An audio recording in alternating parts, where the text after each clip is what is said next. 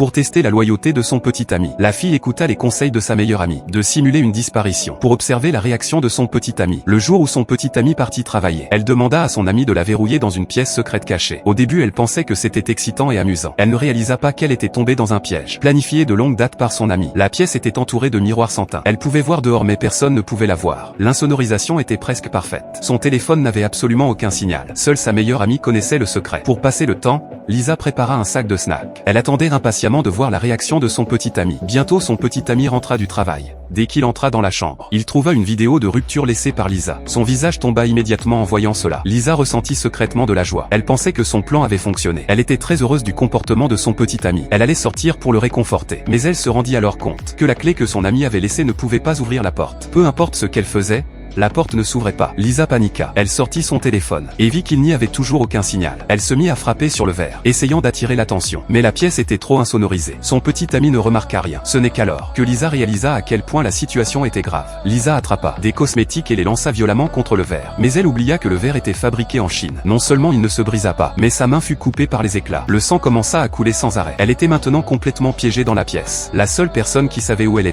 était sa meilleure amie. Heureusement, elle trouva une boîte de nouilles instantanées périmée. Lorsque la faim devint insupportable, elle nettoya la moisissure et les mangea quand même. Sa seule espérance était que sa longue disparition alerterait son ami. Mais une semaine entière passa sans aucun mouvement à l'extérieur. Jusqu'à ce qu'un jour, elle vit soudainement sa meilleure amie, devant le miroir. Ce qui fit immédiatement naître de l'espoir en elle. Mais elle réalisa vite que quelque chose n'allait pas.